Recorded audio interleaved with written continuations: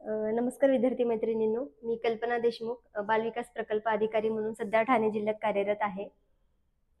पर्यवेक्षिका या पदाची जाहिरात मागच्या महिन्यात आलेली आहे. त्याबद्दल बऱ्याच जणांचे मला फोन आले किंवा तालुक्यातही बऱ्याच जणांनी, बऱ्याच सेविकेने देखील फॉर्म भरलेले आहेत की मॅडम मार्गदर्शन करा. त्यामुळे हा एक उपक्रम मी तुमच्यासमोर घेऊन येत आहे. आपल्याला या परीक्षेबद्दल थोडंसं एक माहिती सांगते. पर्यवेक्षिका हे पद S13 या ग्रेड पे मध्ये येते आणि तुम्हाला माहितच आहे आयसीडीएसची जी स्थापना 2 ऑक्टोबर 1975 साली झाली.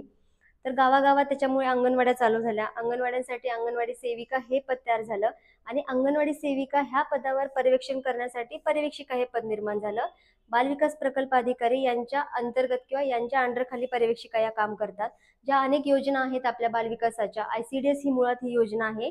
तर पर्यवेक्षिकेद्वारे गाव स्तरावरती ती योजना राबवली जाते.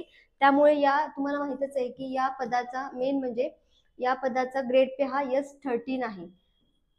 मला एक तुम्हाला सांगायचंय की बऱ्याचशा क्लास 3 पदाचा ग्रेड पे हा S13 असतो. त्यामुळे हे पद एक स्टँडर्ड पद आहे. त्याचबरोबर ती खूप चांगली सॅलरी देखील आहे आणि एक काम करण्यास खूप चांगला वाव आहे. मी मुळात ज्या ठिकाणी कुपोषण आहे, आपल्या अभ्यासक्रमामध्ये देखील दिलेलं आहे की एकात्मिक बाल विकास सेवा योजना, कायदे आणि पोषण. पोषणामध्ये कुपोषण येतं, त्यामध्ये आरोग्य येतं. ज्या आपल्या आयसीडीएसच्या आपण 6 सेवा देतो, 6 सेवांमध्ये पण लसीकरण आहे, आरोग्य सुविधा आहे, नंतर त्याच्यामध्ये आपण जे लाभार्थ्यांना टेक होम रेशन देतो, ह्या सगळ्या योजना बालविकास प्रकल्प अधिकारी यांच्या मार्फत पर्यवेक्षिका ह्या गाव पातळीवर राबवतात. त्यामुळे नक्कीच या पदाला खूप सारं महत्त्व दिलेलं आहे. परीक्षा पद्धती मी तुम्हाला एक थोडक्यात समजून सांगते.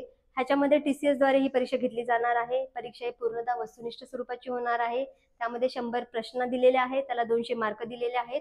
थोडा अभ्यासक्रमाबद्दल देखील आपण इथे चर्चा घेऊया. ह्याच्यामध्ये इंग्रजीला 10 प्रश्न दिलेले आहेत, 20 मार्क आहेत. मराठीला 10 प्रश्न दिलेले आहेत, 20 मार्क आहेत. त्याच्यामध्ये तुम्हाला जे बेसिक नॉलेज आहे ते असणं खूप गरजेचं आहे. नंतर सामान्य ज्ञान आहे, त्याच्यामध्ये विज्ञानावरचे प्रश्न येतील, त्याचबरोबर इतिहास येईल, भूगोल येईल. जे आपले TCS द्वारे वस्तुनिष्ठ स्वरूपाचे प्रश्न असतात त्याची तुम्ही परिपूर्ण तयारी करणं गरजेचं आहे. महत्त्वाचा मुद्दा येतो की एकात्मिक बाल विकास सेवा योजना कायदे. मुळात हे पद ज्या विभागाने निर्माण केलेलं आहे, जसं आपण महिला बाल विकास विभाग, त्यामध्ये खूप साऱ्या योजना राबवल्या जातात. बालकांच्या वेगळ्या योजना आहेत, महिलांच्या वेगळ्या योजना आहेत, विविध कायदे आहेत. पण नेमका कुठल्या योजनांवर भर देतो, कुठल्या कायद्यांवर भर देतो किंवा विभागाला देखील पर्यवेक्षिका या पदांकडनं काय अपेक्षा आहे, तुम्हाला याचा एक अत्यंत बेसिक आणि डिटेल स्टडी करणं गरजेचं आहे. पोषण अभियानामध्ये देखील तुम्हाला पोषण अभियानामध्ये लसीकरण आलं, आरोग्य आलं. आरोग्यामध्ये पण महत्त्वाचा मुद्दा येतो कुपोषण.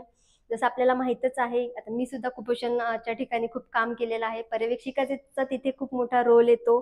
बऱ्याच ठिकाणी सॅम आणि मॅम जर असेल तर तिथं वारंवार पर्यवेक्षिकेना भेटी द्याव्या लागतात. त्याचे इंडिकेटर्स काय आहेत, त्या काढण्याच्या पद्धती काय आहेत, हे एक बेसिक नॉलेज आहे. त्याचबरोबर ती विभागाद्वारे राबवल्या जाणाऱ्या योजना जी आपल्याला या इथे माहिती असणे गरजेचे आहे. नंतर गणित बुद्धिमत्ता चाचणी आणि अंकगणित आहे, 20 प्रश्न आहे, 40 मार्क आहेत. संगणकाचे देखील तुम्हाला एक बेसिक ज्ञान असणं गरजेचे आहे. मागील TCS चे जर पेपर बघितले, मला एक तुम्हाला सांगायचं आहे की अनेक जिल्ह्यामध्ये मुख्य सेविकेच्या आता परीक्षा झालेल्या आहेत, ज्या झेडपी भरतीद्वारे. पण आताची जी 102 जागेची परीक्षा आहे ती महिला बाल विकास आयुक्तालयाने नागरी भागासाठी हे पद निर्माण केलेलं आहे. काही ठिकाणी झेडपीद्वारे येतात, तिथे ग्रामीण भागात पर्यवेक्षिका ह्या काम करतात. हे आहे ते नागरी प्रकल्प आहे, म्हणजे तुम्हाला शहराच्या ठिकाणी काम करायला मिळणार आहे. त्यामुळे त्याच्यामध्ये तुम्हाला त्या पदाची परिपूर्ण तयारी करणं गरजेचे आहे. योजना त्याच आहेत, फक्त कुठल्या योजनांचा कसा अभ्यास करायचा, किती डिटेल स्टडी करण्यात यावा. योजनेचा पसारा खूप जास्त आहे, खूप साऱ्या योजना राबवल्या जातात, कायदे राबवले जातात. मुळात नेमकी योजना कशी करायची, कोणत्या पद्धतीने ती लक्षात ठेवायची, TCS ती योजना कशी विचारली जाते किंवा विभाग देखील कुठल्या योजनेवर कसा भर देतो, ही सगळी योजना, कायदे आणि पोषण अभियान, हे 2 मुद्दे तुमच्या यशामध्ये नक्कीच एक टर्निंग पॉईंट ठरू शकतात. या 2 मुद्द्यावर तुम्हाला खूप भर देणं गरजेचं आहे. पोषण अभियानामध्ये पण तुम्हाला त्याच्यामध्ये आरोग्य आलं, लसीकरण आलं, कुपोषण आलं. कुपोषणामध्ये पण विविध पैलू आहेत. कुपोषणासाठी स्पेशली योजना तयार केल्या गेलेल्या आहेत. त्या योजनांचा एक डिटेल स्टडी होणं गरजेचं आहे. त्याचबरोबर ती तुम्हाला परीक्षेची अट एक माहिती आहे की या परीक्षेसाठी 45% गुण मिळणं आवश्यक आहे, तरच विद्यार्थी गुणवत्ता यादीत येऊ शकतात. त्यामुळे मला असं वाटतं की ह्या 2 योजनेवर भर देणं गरजेचं आहे. मी आणि माझी टीम गेली कित्येक दिवस झालं या सगळ्या योजनेचा सूक्ष्म अभ्यास केलेला आहे. त्याचबरोबर मी तालुका स्तरावरती या सगळ्या योजना स्वतः राबवलेल्या आहेत.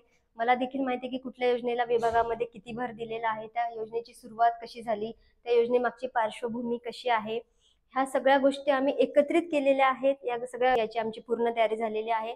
त्याच्यामुळे आता बॅच ऑलमोस्ट आमची तयार झालेली आहे. नाव नोंदणी सुरू आहे. विद्याधन अकॅडमीच्या ॲपवरती किंवा विद्याधन अकॅडमीच्या माध्यमातून ऑनलाईन आणि रेकॉर्डेड स्वरूपाची बॅच असणार आहे आणि लवकरच याबाबत तुम्हाला आपल्या टेलिग्राम चॅनलवर देखील सगळी माहिती मिळणार आहे. त्यामुळे मला एक सांगायचं आहे की नक्कीच तुम्हाला तुमच्या यशामध्ये ह्या बॅचचा खूप मोठा उपयोग होणार आहे. सगळ्यांनी बॅच जॉईन करा, सगळ्यांनी या बॅचचा लाभ घ्यावा. धन्यवाद.